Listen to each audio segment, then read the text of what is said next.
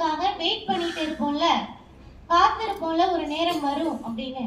அந்த நேரம் எப்ப வேணாலும் யாருக்கு வேணாலும் வரலாம். சரியா? அந்த இடைப்பட்ட நேரத்துல ஒரு மனிதர் எப்படி இருக்கணும் அப்படிங்கறத பார்ப்போம் அப்படின்னு சொல்லியிருந்தேன். சரியா? ஒவ்வொருத்தவங்களுக்கும் அவங்களுடைய தேவைகள் மாறுபடும். சரியா? ஒருத்தவங்க எல்லாருக்குமே ஒன்னே தேவைப்படுமா? ஒரே விஷயமே எல்லாருக்குமே தேவையா இருக்குமா? இருக்காது. அவங்களுடைய சூழ்நிலைக்கு ஏற்ப, அவங்களுடைய விருப்பத்துக்கு ஏற்ப அந்த தேவைகள் மாறுபட்டு இருக்கும். அப்படி நம்ம ஏதோ ஒண்ணுக்காக எதிர்பார்த்துட்டு காத்துக்கிட்டு இருக்கோம்ல, வெயிட் பண்ணிட்டு இருக்கோம். அந்த நேரங்கள்ல ஒரு மனிதர் எப்படி இருக்கணும் அப்படின்னா, உதாரணத்துக்கு இப்ராஹிம் அலைஹிஸ்ஸலாம் அவங்களுக்கு அல்லாஹ் குழந்தை பாக்கியத்தை ரொம்ப நாளா கொடுக்கல. சரியா? அவங்க எப்படி மார்க்கத்தை எடுத்து நடத்தினாங்க அப்படின்னா, அவங்களுடைய வாப்பா சிலைகளை வணங்கக்கூடிய அந்த அந்த இடத்துக்கே தலைவராக இருந்தாங்க. இவ எப்படி சிலைகளுக்கு வழிபாடு நடத்துவாங்கல்ல, பூசாரின்னு சொல்லுவாங்கல்ல, அந்த மாதிரி ஒரு இடத்துல இருந்தவங்க தான் இப்ராஹிம் அலைஹிஸ்ஸலாம் அவங்களுடைய தந்தை. சரியா? அவங்க பேர் ஆசர். அந்த அளவுக்கு சிலைகளை வணங்கக்கூடிய விஷயத்துல ஈடுபாடா இருந்த ஒரு தலைவராக இருக்காங்க அவங்களுடைய தந்தை. அப்ப அவங்களோட இப்ராஹிம் அலைஹிஸ்ஸலாம் அவங்களுடைய நிலைமை எப்படி இருந்திருக்கும்? பெரிய ரெஸ்பான்சிபிலிட்டி இருக்கும். அந்த சிலை வணக்கத்துல முழுமையா ஈடுபடக்கூடிய இடத்துல அவங்க இருந்திருக்காங்க. ஆனா இப்ராஹிம் அலைஹிஸ்ஸலாம் அவங்க என்ன செஞ்சாங்க? இப்ராஹிம் அலைஹிஸ்ஸலாம் ஒரு நாள் அந்த மக்கள் எல்லாம் திருவிழாக்கு போயிடுவாங்க. இப்ராஹிம் அலைஹிஸ்ஸலாம் அவங்களுடைய சமுதாய மக்கள் திருவிழாக்கு சிலை வணங்கிகளாக இருந்தாங்க. சிலை வணக்கத்துல ரொம்ப ஈடுபாடா இருந்தாங்க. சரியா? ஒரு திருவிழாக்கு போயிடுவாங்க. அப்ப நிறைய சிலைகள் இருக்கும். அப்ப இப்ராஹிம் அலைஹிஸ்ஸலாம் அவங்க என்ன செஞ்சாங்க அப்படின்னா, எல்லா சின்ன சிலைகள் எல்லாமே அடிச்சு உடைச்சிட்டு, அந்த உடைச்ச ஆயுதம் இருக்கும்ல, அதை எடுத்துட்டு போய் பெரிய சிலை நிக்கும், அது கையில கொடுத்துட்டாங்க, வச்சுட்டாங்க. சரியா? அங்க திருவிழால இருந்து எல்லாம் திரும்பி வந்தோடனே எல்லாத்தையும் பாக்குறாங்க. பார்த்துட்டு யார் இதை செஞ்சது அப்படின்னு சொல்லி கேட்கும்போது இப்ராஹிம் அலைஹிஸ்ஸலாம் அவங்க என்ன சொன்னாங்க? மாஷா அல்லாஹ், இந்த பெரிய சிலை தான் எல்லாத்தையுமே உடைச்சிருச்சு. அதுதான் வந்து எல்லா சிலையுமே உடைச்சு, அது கையில பாருங்க அந்த ஆயுதம் இருக்கு பாருங்க அப்படின்னு சொல்லி சொல்றாங்க. எல்லாருமே என்ன பண்றாங்க? அப்படியே இப்ராஹிமுடைய பாக்குறாங்க. இது எப்படி சாத்தியமா இருக்கும்? அவங்களுக்கு தெரியுது ஒரு சிலை அதால ஒண்ணுமே பண்ண முடியாது, அதை அக்செப்ட் பண்ற இடத்துல அவங்க இருக்காங்க. இருந்தாலும் அதை வெளிப்படையா ஒத்துக்க முடியல. இப்ராஹிம் நபி மேலதான் அவங்க கோவப்படுறாங்க. அதுக்கப்புறம் இப்ராஹிம் நபியை அவங்க தண்டிக்கிறதுக்கு முற்பட்டாங்க. சரியா? அப்ப இந்த மாதிரி இடத்துல இருந்து ஓரிரை கொள்கையை முன்னிலைப்படுத்தி ஒரு ஆள் நபியாக தேர்ந்தெடுக்கப்பட்டு முன்னாடி வராங்க. எவ்வளவு சாக்ரிஃபைஸ் பண்ணிருப்பாங்க. அவங்களுக்கு அல்லாஹ் சோதனையாக குழந்தை பாக்கியத்தை பிற்படுத்துறான். வயதான காலம் வரைக்கும் பிற்படுத்துறான். இந்த இடைப்பட்ட காலங்கள்ல அவங்க வாழ்ற அந்த இடத்துல, நீ வந்து இந்த மதத்துக்கு வந்துரு, நீ அதுக்கு போயிட்ட, அதனால உனக்கு இந்த மாதிரி ஆகுது, நீ இந்த பக்கம் நீ வந்துரு அப்படிங்கிற மாதிரியான எல்லா வழிகளும் அவங்களுக்கு இருந்திருக்கும். அந்த மக்கள் அவங்கள பேசுறது சொல்றது இதனாலதான் இப்படி ஆச்சு, இந்த மாதிரி எல்லா பேச்சுகளும் அங்க நடந்திருக்கும். ஆனாலும் இப்ராஹிம் அலைஹிஸ்ஸலாம் அவங்க ஒரு தடவை கூட அவங்க பின் வாங்கவே இல்லை. மார்க்கத்துல உறுதியா இருந்து அவங்க மட்டும் அதை பின்பற்றல. ஒரு பெரிய சமுதாயத்தையே மாத்த வேண்டிய சூழ்நிலையில அவங்க அங்க இருந்தாங்க. ஆனாலும் ஒரு நொடி கூட மார்க்கத்தை விட்டு பின்வாங்கணும்ங்கிற சூழலுக்கு அவங்க வரல. சரியா? அந்த அளவுக்கு உறுதியா இருந்ததுனாலதான் அவங்களுக்கு அல்லாஹ் வயதான காலத்திலும் ஒரு குழந்தையை கொடுத்து ஒரு சோதனையை ஏற்படுத்தி இன்ன வரைக்கும் அவங்களை நினைவு கூறக்கூடிய இடத்துல ஒரு தோழருங்கிற அந்தஸ்தை கொடுத்து இப்ராஹிம் நபி அல்லாஹ் வச்சிருக்கான். சரியா?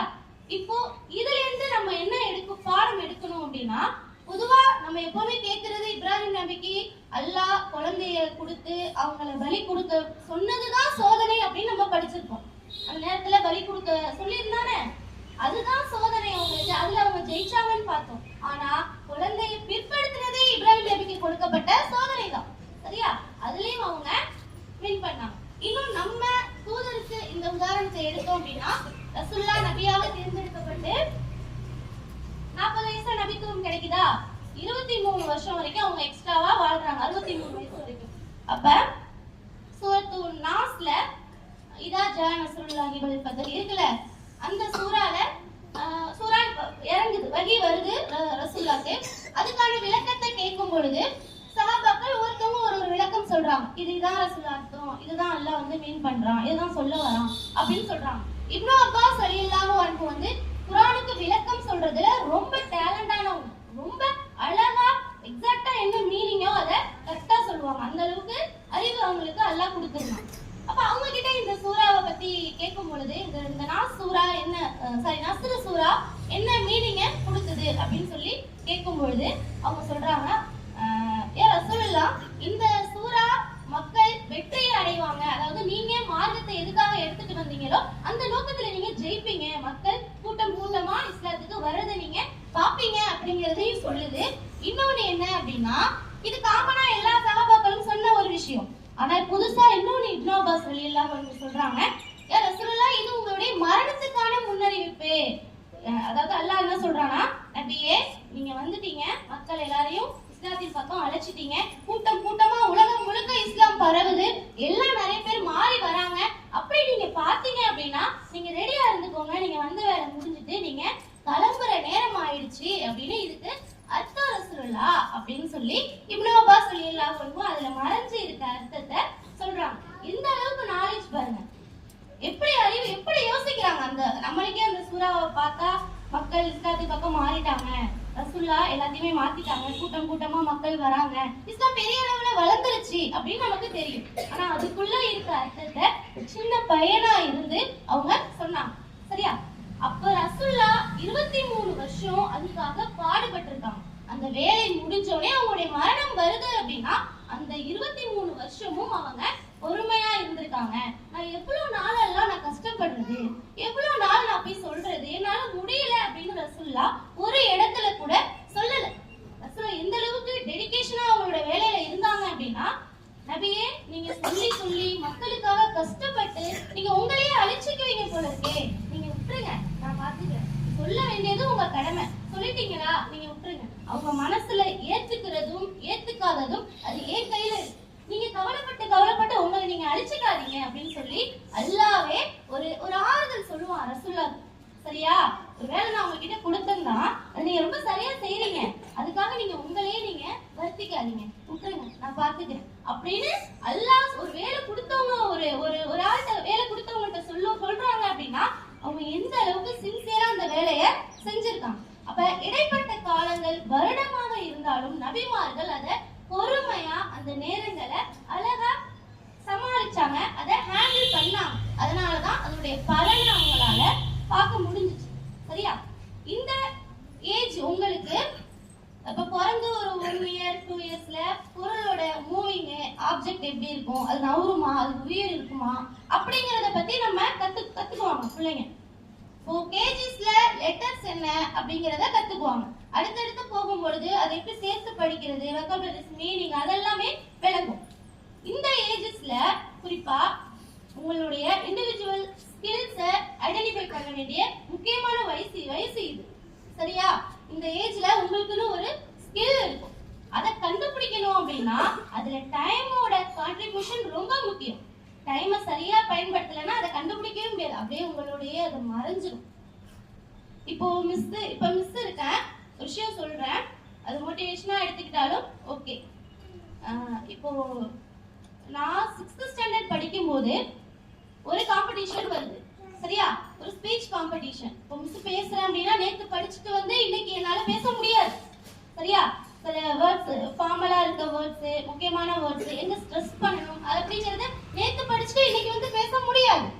அது நான் 6th படிக்கும் போது ஒரு காம்படிஷன் வரும்போது அதுல பேர் கொடுத்து அதுல செலக்ட் ஆகி அது மேல என்கரேஜ் பண்ணி ஒரு 2 ஸ்கூல் மாறி அங்கேயும் செலக்ட் ஆகி டிஸ்ட்ரிக்ட் லெவல்ல பட்டுக்கோட்டை போய் அங்கேயும் ஜெயிச்சு ஃபர்ஸ்ட் பிரைஸ் எல்லாம் போய் சொல்ல மாட்டேன், செகண்ட் பிரைஸ் ஸ்பீச்ல.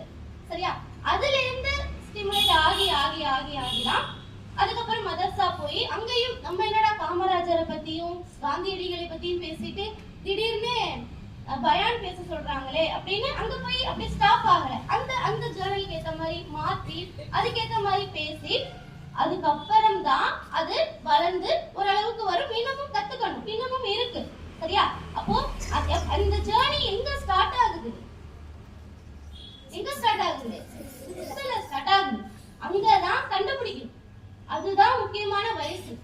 அங்க கண்டுபிடி பிடிச்சி எடுத்து அதை அப்படியே ஸ்டிமுலேட் பண்ணி அங்க இருக்க குறை எல்லாத்தையும் அப்படியே நீக்கி நீக்கி நீக்கி அப்படியே ஷார்ப் பண்ணிட்டு எடுத்துட்டு போயிட்டே இருக்கணும். அதுக்கு நேரம் நம்ம கண்ட்ரோல்ல இருக்கணும். அது கண்ட்ரோலுக்கு போயிட்டோம் அப்படின்னா முடிஞ்சிச்சு, எல்லாமே வேஸ்டா போயிடும். சரி, இன்னும் இருக்க விஷயம் அப்படியே மோட்டிவேஷனல் மாதிரி வேற மாதிரி ஆயிடுச்சு. டைமை கரெக்டா பயன்படுத்துங்க. இன்னும் மரணத்துக்கும் இந்த நேரத்துக்கும் உள்ள தொடர்பு ரொம்பவே அழகானது. அதை பத்தி இன்ஷா அல்லாஹ் அடுத்த நாள் பார்ப்போம். ஓகேவா? அஸ்ஸலாமு அலைக்கும் வரஹ்மத்துல்லாஹி வபரகாத்துஹு.